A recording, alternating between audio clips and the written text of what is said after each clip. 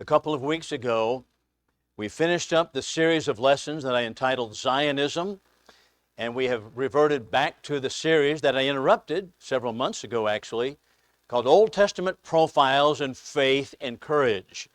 Old Testament Profiles in Faith and Courage. And the passages of our instruction today are 2 Kings chapter 21 and 2 Chronicles chapter 33.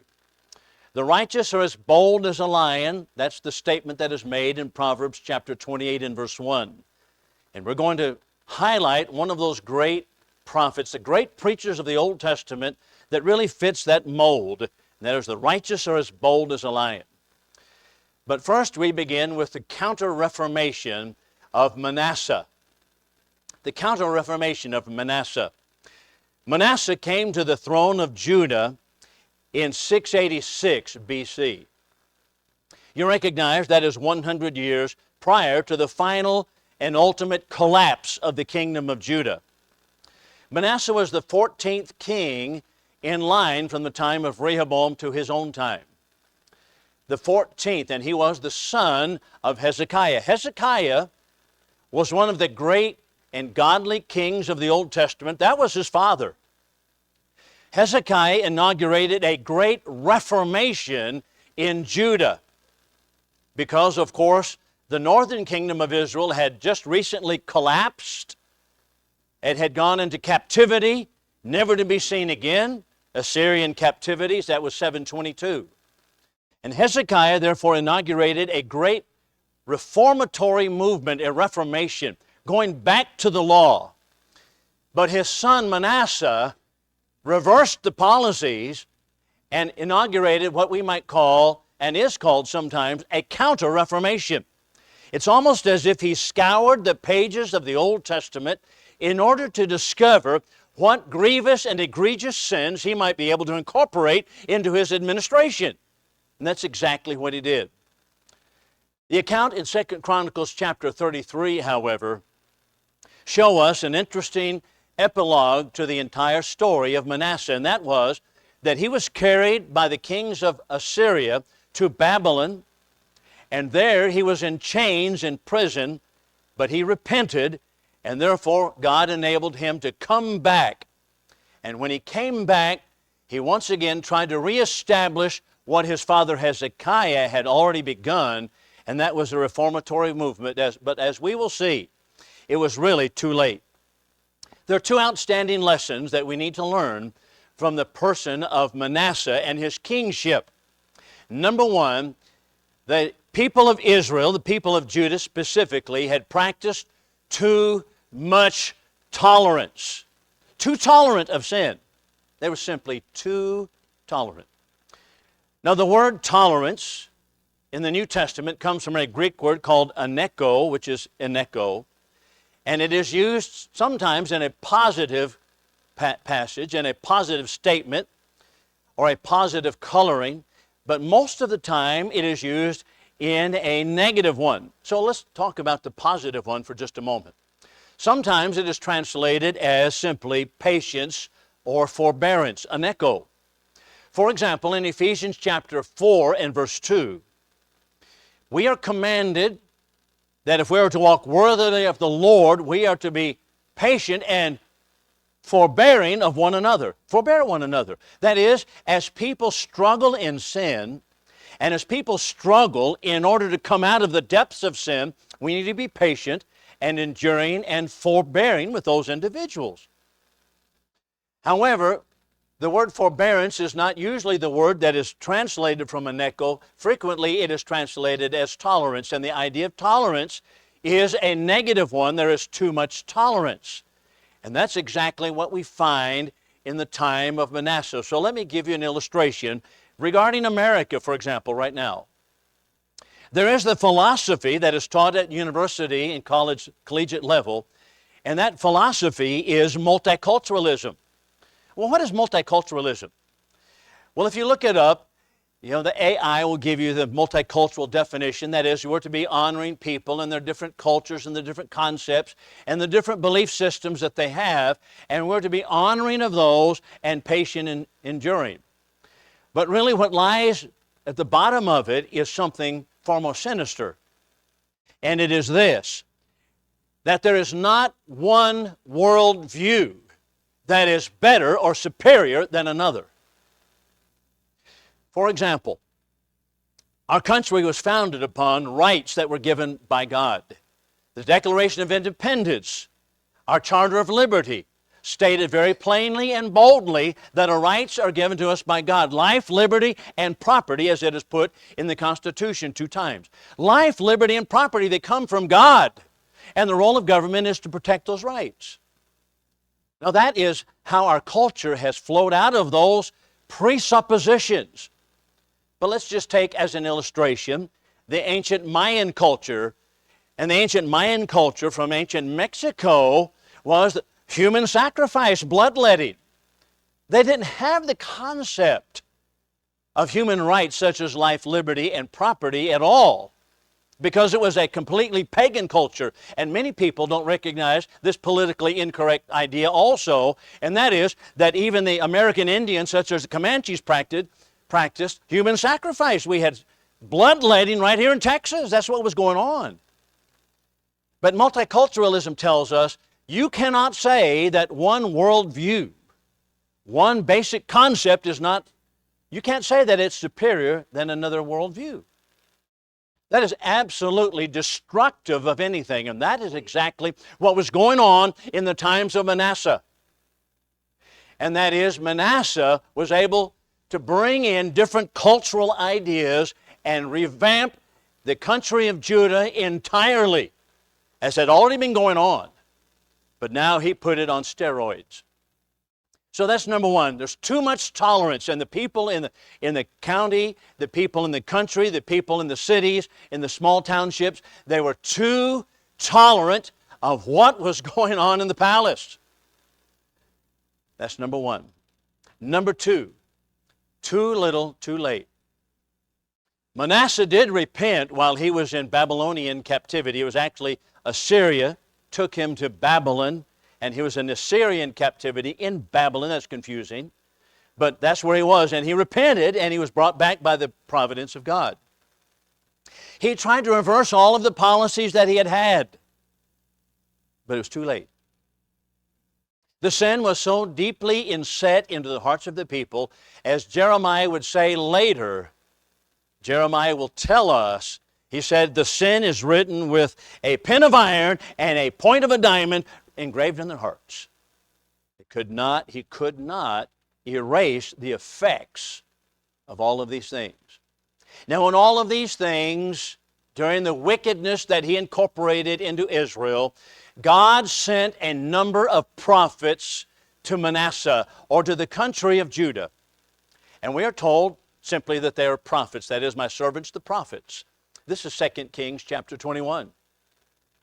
And my servants, the prophets, or the prophets of God, told the people of Israel that God is going to destroy this place. He's going to wipe it clean, just as one takes a dish and wipes it on one side and wipes it on the other. God is going to do that. He's holding over it the line of Samaria, the plummet of Ahab. That is, you're not standing up straight, and he's going to destroy this place. And one of those great prophets who came just actually before Manasseh, was Micah. Micah has a small book in the Old Testament. Micah was a country preacher. He came from a small town called Moresheth.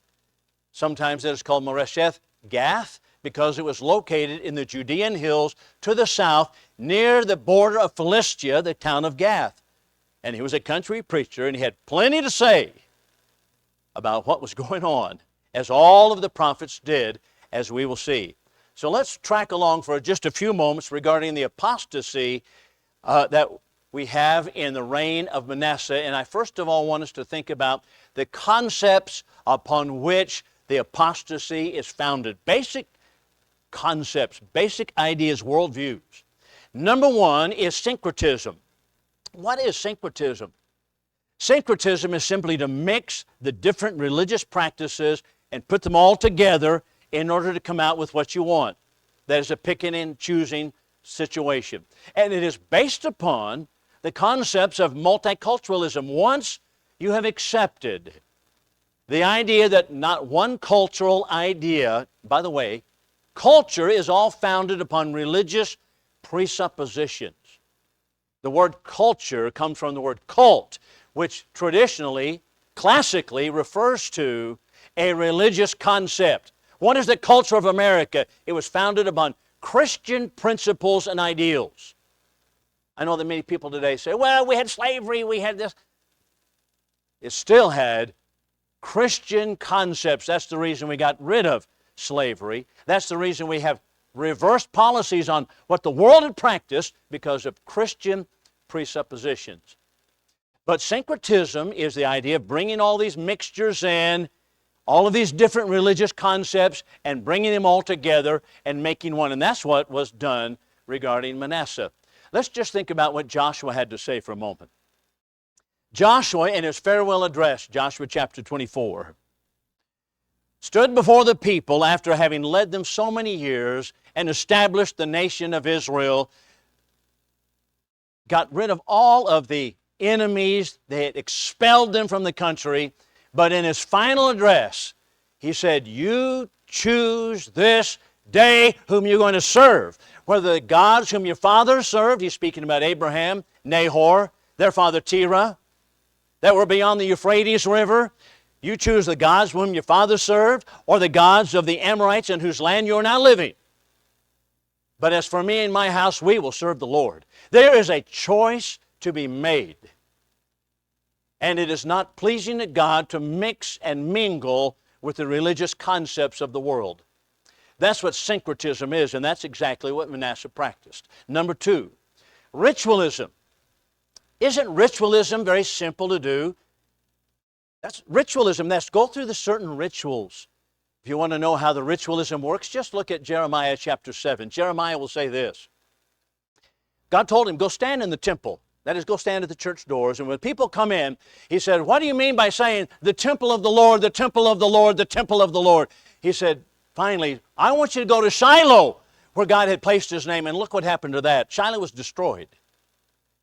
Because you cannot simply attend church, cannot simply attend the temple worship and all is good. You have to change and reform your life from the inside out. But they thought they can go through the rituals, go through the motions. And that's what religions do today. They want to go so many rituals. Count so many beads in the Roman church. Count these beads. Say so many Hail Marys. Everything's going to be fine. Pay so much money. Make the confession to the priest. Martin Luther, I never tire of the illustrations that come from Martin Luther's life. Martin Luther, and I'm not talking about Martin Luther King, I'm talking about Martin Luther, the Roman Catholic priest of the 16th century. Martin Luther was a faithful Roman Catholic. And while a faithful Catholic, before he broke from the Catholic Church, he traveled, which was his life dream, to none other than Rome, Roma. He went to Rome. And so there, people have seen it on the pictures. If you've been there, you see all the steps that are leading up to these shrines. And he crawled up the steps on his knees because that was credit earning. So he crawled up the steps. Okay, you think about going to the Capitol building. I'm going to crawl up the steps on my knees because that will give me credit with the Pope. What is that? That's ritualism. That's the idea. Michael will have a lot to say about that kind of thing. Ritualism, another thing is asceticism. That is, simply deny myself certain luxuries in life in order that I might please God. Just deny myself these things without a change of heart. Paul addresses this in Colossians chapter 2, verses 20 and following. He says, if you died with Christ from the rudiments of the world, why, as though living in the world, do you subject yourselves to ordinances? Handle not, he's talking about foods, handle not, nor taste, nor touch, all which things are to perish with the using, after the precepts and doctrines of men, which things indeed have a show of wisdom and will worship and humility and severity to the body, but are not of any value against the indulgence of the flesh. Ascetic practices. No, what he calls for and what was called for in the Old Testament was a change of heart. And then what changes a life. And then finally, pleasure. Pleasure is always incorporated into false religions, isn't it? It's always there. So we have sexual orgies taking place with some of the pagan religions. That was part of the religious concepts. All of these things and more also was practiced in the days of Manasseh. Micah will say this, and here's the passage that was read in your hearing. Wherewith shall I come before Jehovah and bow myself before the high God? Shall I come before Jehovah with burnt offerings, with calves a year old? Will Jehovah be pleased with thousands of rams or 10,000s of rivers of oil? Shall I give the firstborn for my transgression, the fruit of my body for the sin of my soul? He has showed you, O man, what is good. And what does Jehovah require of thee but to do justly, love kindness, and walk humbly with your God? Micah will have a lot to say about Manasseh. Now let's notice the national sins in which specifically, according to 2 Kings 21, turning the stomach even, in which Manasseh participated from those basic concepts. Number one, and I, by the way, need to point out this. National sin is different than private sins. Why is that the case? All sin is sin against God. That's true. But national sins are those that are incorporated into law, codified into the code of America, or the code, in this case, of Israel, Judah. And there is a difference between people practicing sin secretly in the closets and sin that is now engrafted in the law of the country, which endorses these things. And that's exactly what took place in the times of Manasseh. For example, number one, he reinstituted the chapels on the hills. The Bible calls these high places. God had forbidden them to worship anywhere except where he had put his name, specifically at one point at the tabernacle at Shiloh. Then at the tabernacle it was located in Jerusalem, and then it was the temple that was built in Jerusalem. They cannot worship God corporately in any place except where God had put his name. Now, a little thinking, people say, why is that the case? Why was that the case? A little reflection will show us why it had to be. It was Israel, and in this case Judah, that was to keep the pure knowledge of God alive. And not anyone had a copy of the Scriptures except the priests. And the priests, therefore, were tasked with teaching the people what the law of God actually said, and what is the character of God, and how we are to approach Him in worship. And when people begin worshiping corporately at high places, chapels on the hills, then all of that is lost. There is no control in the kind of worship that is done. Now, all of that is today different because all of us have a copy of the Scriptures. And we are responsible ourselves for how we worship God and follow the Word of God carefully. But in those days, that was forbidden from God. You cannot worship in the chapels on the hills. So also the altars to Baal. He erected altars to Baal. Many people suppose that altars to Baal simply was a brass image that was set up, a calf. But there's much more involved than simply a brass image or a metal image of some sort. I want you to consider this. The Canaanite religion was Baal religion. Baal was a god that had a consort, Asherah. According to the mythology, Baal died every wintertime, or every fall he died, and he was resurrected in the spring. Therefore, it was a different, not simply of a worship, but it was a different worldview. Instead of a linear worldview, that is, we're going to judgment, we're all lining up to go to judgment, it was a circular worldview. Life is all a circle. And so every fall, Baal would die. Every spring, he would come to life. That lent itself very naturally into what was called, and what we call today, nature worship. They worship nature. Now, let's not think that we're so far away from that. Right now, in the United Nations building, there's a chapel, but it's not a chapel that you would find in a hospital where there's a cross and some pews or a Bible. No, it's a New Age chapel. a New Age chapel that worships Mother Earth. That's what we have at the United Nations. Your tax money's paying for it. That's the kind of thing that was going on, nature worship.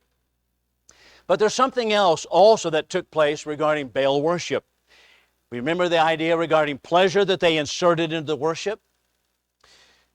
According to 2 Kings 23, when Josiah tore down what Manasseh did, he discovered also that he had had houses of the Kedeschim. What are the Kedeschim? Qedeshim, Kedeschim, look it up.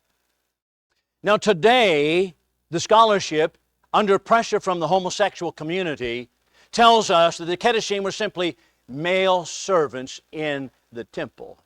Not so. No, there were male cult prostitutes. They were homosexuals that operated Kedeschim. This is what he incorporated right into the worship in the temple. And so we have in 2 Kings 23 that the women were making embroidery curtains for the houses of the Kedeschim, the homosexuals that worked in the temple. Remember this, that God had said in Leviticus 18, if you practice these things, the land is going to spew you out of its mouth. It's going to vomit you out. You might reflect upon America for a moment on that one. That's what Manasseh had done. Not only that, but Sabaism. Sabaism, what is that? That is worshiping the stars, worshiping astrology, practicing guiding my life by astrological signs. That's what Sabaism is. And he set up the same type of houses in the temple area and on the king's palace on the roof. He set up houses for Sabaism practice. That is, they would guide their lives by the stars. Isaiah is going to have a lot to say about that. Isaiah 47 verse 13 is the passage in my mind where it says, let now the stargazers, the monthly prognosticators, the astrologers, stand up and save you from the things that are coming upon you. Let them say something that's going to save you. No, they're not going to save you. That's what they were practicing.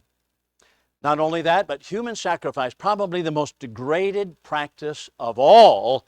Manasseh practiced human sacrifice. We're told specifically the wording in 2 Kings 21 that he caused his son to pass through the fire. That means simply he burned his son as an offering. Those are some tough things that are taking place, but all of it comes about because they changed their world view. How about auguries and enchantments? What's augury? Augury is to see the flights of birds and say, here's what the future holds because the birds are doing this. Not the change of weather, but change of how I plan my life. Enchantments, wizardry, witchcraft. All of these things and more also, Manasseh incorporated into the country of Judah. Now we might ask this question. Where were the priests? Where are the priests? The priests had, remember, at one point, in the times of Jehoiada, the high priest, they had actually stopped and expelled Athaliah, the queen. The priest had stood up to do that because she was usurping the throne. Or, how about the king, the priest rather, that came to before Uzziah the king of Judah, as he went into the temple and offered sacrifice and incense before God, which he was unauthorized to do. And who stopped him? A company of 80 priests come in there and say, you cannot do this. It does not pertain to you to do this. You're outside the authority of the Bible. Would that people would pay attention to that kind of comment today. Where are those priests now? Listen to what Jeremiah had to say in chapter 1. Chapter 1, Jeremiah, verse 16, he says, I will utter my judgments against them, touching all of their wickednesses, touching all of the sins that they have committed. Then he tells us this in verses 19 and 20. He says, here's what he tells Jeremiah. He says, I want you to brace yourself, arise, and you speak unto them all that I command you, and don't hold back anything that I tell you to speak. I'm going to make you a fortified city, a bronze wall, and an iron pillar against the whole land, against the kings of Judah and against the priests. That's the preachers. The question is, where were the preachers of the time? They had fallen in line with what was going on. And the prophets therefore came forth, and they were not holding back their word. And we're turning our attention to Micah chapter 7. Listen to what Micah has to say. What a sad commentary. Micah 7, beginning in verse 1, he says, I am like the man who goes into the vineyard looking for grapes, that is, something to eat. But there's not even a cluster of grapes to eat. There's no ripe fig that my soul loves. What do you mean? He's speaking in figures here. He said, there is none righteous among men. There's none upright among them. They've all turned aside. They all lie in wait for blood. They hunt every man his neighbor with a net. Not only so, but he tells us the princes, they ask for a reward. The judges ask for a reward. They want bribes. All of the people are in bribery mode. And the noblemen, they speak evil things and they all weave it together. That is, they conspire together. The best of them is as a thorn hedge or a briar, and the worst is as thorn hedge. But he says, here's this message of God. The day of your watchman, your visitation will come. And then will be your confusion. That's Micah chapter 7, ending in verse 4. I want to ask this question. Which way America? Which way are we headed in America? I've recounted the sins of Manasseh, but they're not too different than the sins even of America, are they? Think for just a moment. How about the concept of Baal worship, or Baal worship, that is, the concept of a Baal dying and coming to life? It involved nature worship. What do we have in America? Nature worship. Mother Earth. There are chapels right now in the state of Colorado that are dedicated to Mother Earth. Gaia is what they call her. G-A-I-A. Gaia. Worshiping Gaia. We have that in America. How about the concept of human sacrifice? Oh, you know where we're going with that, don't we? The abortion industry has been growing leaps and bounds. And how about the Baal worship or the houses of Kedoshim? America is the first country in the history of mankind, from the time of Christ forward at least, to engraft homosexuality into the laws of the land. The first one, just exactly like Manasseh did. God said, I'm going to spew you out of my mouth if you practice these things. No one denies that these sins have been practiced all through the centuries, but they were behind closed doors, behind curtains, out of the way places, and it was against the law at one point right here in Texas. But that changed even in my lifetime. All of that changed. So I pointed out earlier the two things regarding Manasseh's sins, or the sins of the people in the time of Manasseh. Number one, too much tolerance. Too much tolerance. Number two, what was it? Too little, too late. Too little, too late. I don't know if it's too late for America. I'm not a prophet or the son of a prophet. But I'm saying that we need to stand firmly foursquare for the truth, such as Micah did. Be bold in speaking out, because the righteous are to be bold as a lion. Proverbs 28 and verse 1. If we've not been what we should be, now's the time to make it right in America. Now's the time to make it right in this congregation, if there's a need for that. But remember, God has always pointed out, this is the way sin works, and this is what happens to nations that get engrafted into those sins. Come right now to the front while we stand and sing if you're subject to the invitation.